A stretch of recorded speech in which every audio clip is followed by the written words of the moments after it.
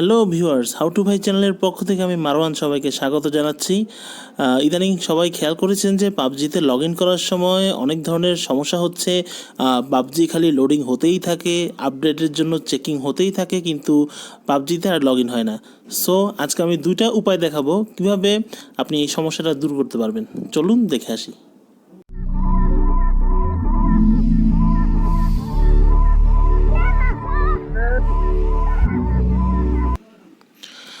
পাবজির প্রথম যেই সমস্যাটা হচ্ছে সেটা হচ্ছে চেকিং ফর আপডেটস। এই চেকিং ফর আপডেটস সেটাই লোডিং হতেই থাকে এবং এই লোডিং অপশানটা শুধু ঘুরতেই থাকে, কিন্তু পাবজিতে লগ ইন হয় না। সো এই সমস্যা সমাধানের জন্য প্রথম যে স্টেপ তা হচ্ছে আপনাকে একটা ভিপিএন ডাউনলোড করতে হবে। অনেকগুলো ভিপিএন রয়েছে ফ্রি, আপনি অ্যাপস গুগল অ্যাপসে সার্চ দিয়েই পাবেন। তবে আমার কাছে যেটা সবচেয়ে ভালো লাগে সেটা হচ্ছে সুপার ভিপিএন। আপনি super VPN Google app store থেকে নামিয়ে নেবেন। নামানোর পর আপনি সুপার ভিপিএন অ্যাপসটা ওপেন করবেন। Continue connect. ওকে, এখানে অনেকগুলো আসলে আজে বাজে অ্যাডস চলে আসবে। আপনি জাস্ট ব্যাকে ক্লিক করে অ্যাডগুলো কেটে দিতে পারবেন। দেখছেন যে আমার ভিপিএন কানেক্ট হয়ে গেছে।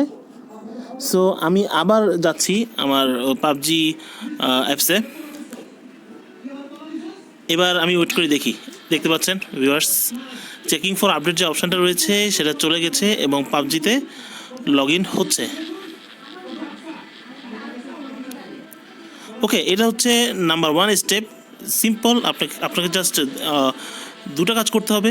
পাবজিতে লগ ইন করার আগে আপনি জাস্ট ভিপিএনটা ওপেন করে নেবেন এবং ভিপিএন ওপেন করার পরে আপনি পাবজিতে ঢুকবেন। চেকিং ফর আপডেটস যে অপশানটা রয়েছে সেটা আর দেখাবে না। ওকে, বাট এই ভিপিএনের একটা সমস্যা রয়েছে। ভিপিএন যখন আপনি কানেক্ট করবেন তখন কিন্তু আপনার পিং অনেক বেশি দেখাবে। যেমন এশিয়াতে 434 পিং দেখাচ্ছে। সো এই পিংয়ে তো খেলা মোটেও পসিবল না। সো আপনাকে এই ক্ষেত্রে যা করতে হবে, আপনি আবার ভিপিএনে গিয়ে আপনি জাস্ট ভিপিএনটা ডিসকানেক্ট করে দেবেন। ভিপিএন ডিসকানেক্ট করার পর যা হবে যে আপনার পিংটা আবারও আগের মতো ঠিক হয়ে যাবে। আমি ভিপিএনটা ডিসকানেক্ট করে দিলাম। আমি আবারও পাবজিতে যাচ্ছি। একটু সময় নিবে, আমি যেহেতু আমার নেটওয়ার্কটা চেঞ্জ করেছি।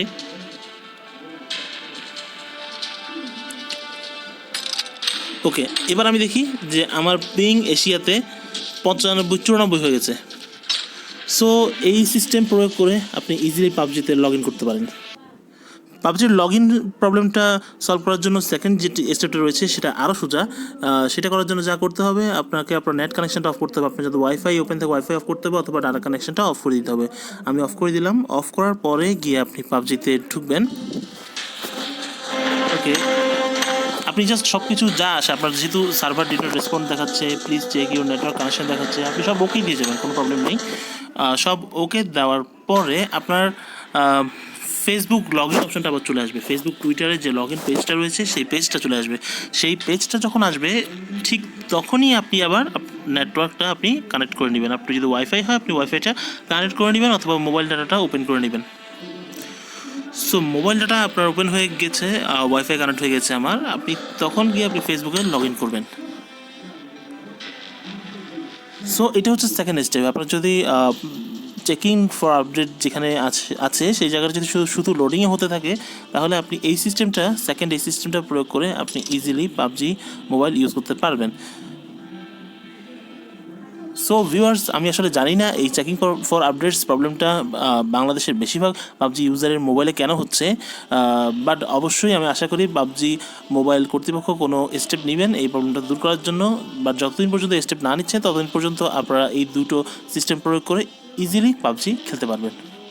আজ এই পর্যন্তই। পরবর্তী ভিডিও দেখার আমন্ত্রণ রইল।